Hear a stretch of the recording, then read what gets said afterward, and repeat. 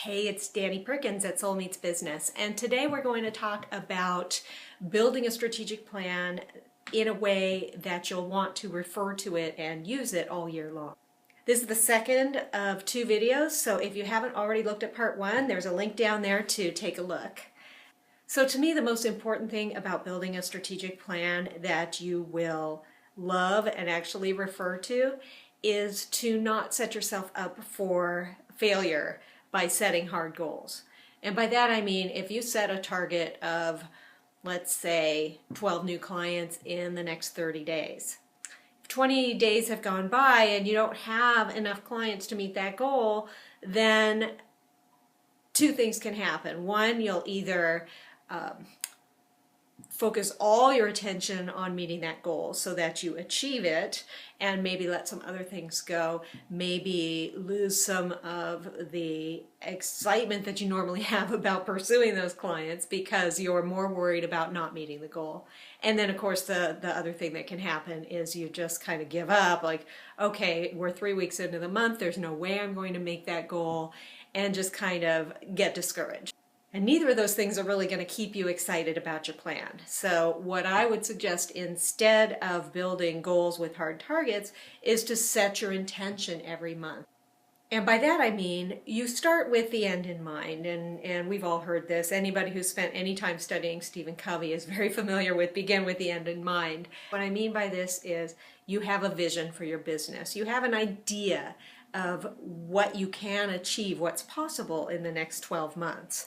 And of course that's where you start. For example, I would like to be able to launch this particular program.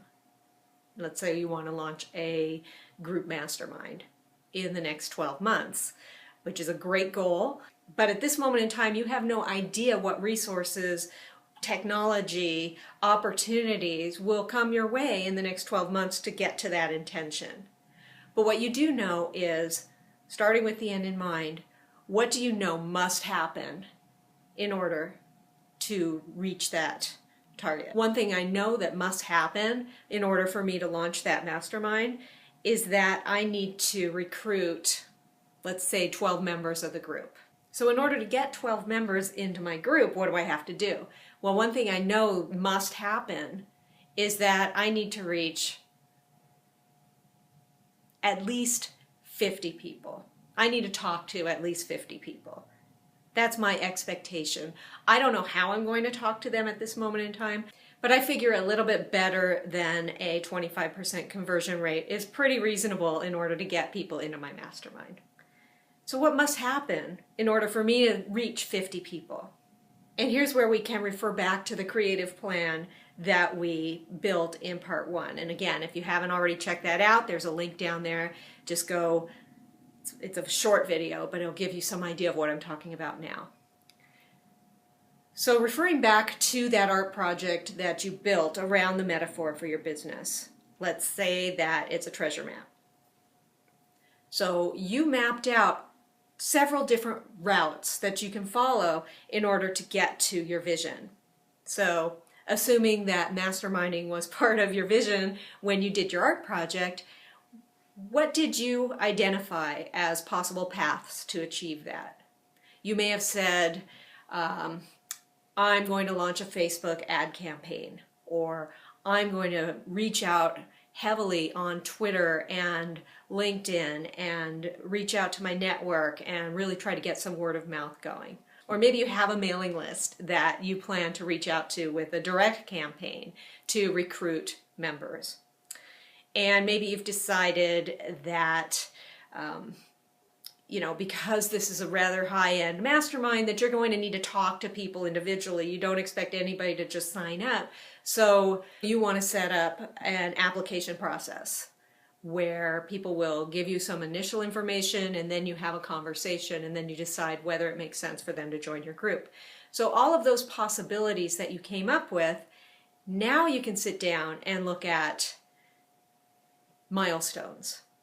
Going back to the example of the mastermind, I'm going to set up some milestone targets. Maybe my first target is I'm going to make initial contact with 500 people. And initial contacts can be something as simple as getting an initial email from you through your mailing list. It can be people that you reach on Facebook.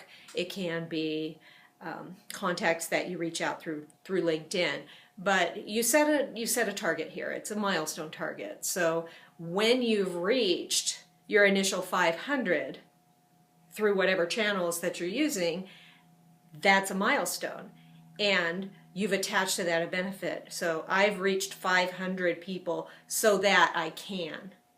So in our example, I've reached 500 people so that I can have initial conversations with a percentage of them. The reason that we set benefits to the targets is that we don't know. I don't know right now what's going to be available to me in 6 months.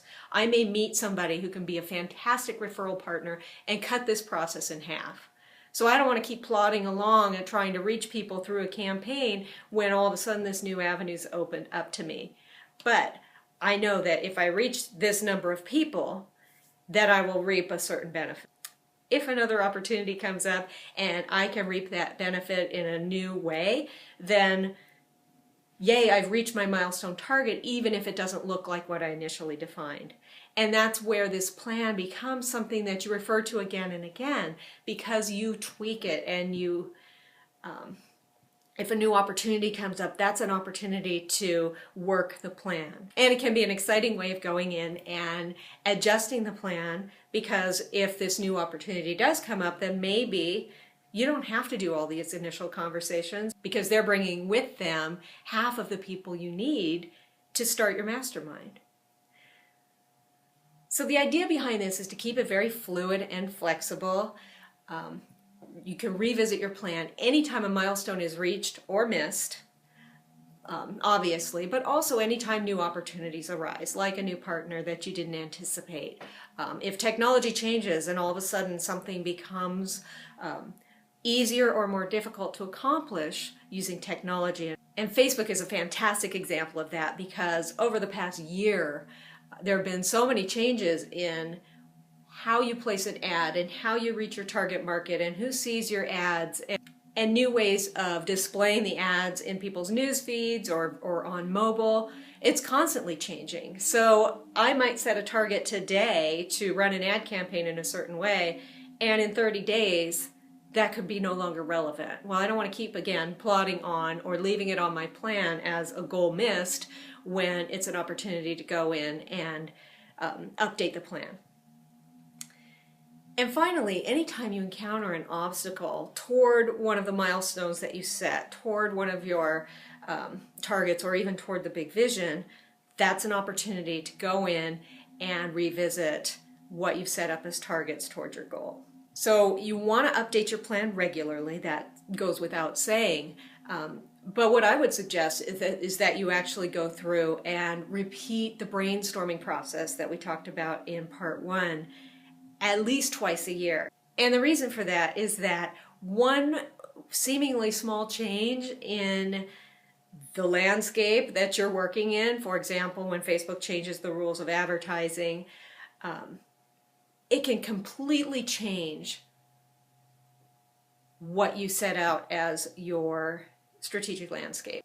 So if you revisit your metaphor with the intention of brainstorming frequently, then you stay open to possibilities and seeing opportunities where you might normally miss them. It also, again, gives you an opportunity to involve your team and keep them inspired and motivated and really bought into your vision. Also, because we're setting intentions, then anytime your intention changes. So again, let's use the example of meeting a new joint venture partner. Maybe they come to you with an idea about your mastermind that completely changes the way you want to do it. Maybe you wanted your mastermind to be a small, intimate group of 10 to 12 people, and this partner brings with them resources that allows you to open that up into multiple groups in different locations, or add a virtual component in order to involve a lot more people.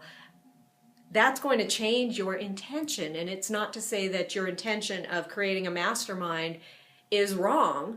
It's just become bigger or different. So stay open to possibilities, keep brainstorming, keep looking at your strategic plan creatively. And remember that if a milestone no longer makes sense, you need to move it off of your plan and change that into something that does. So keep the plan fluid, and you will refer to it all year long, and you'll be so glad you did. So this is Danny Perkins. Thanks so much for watching.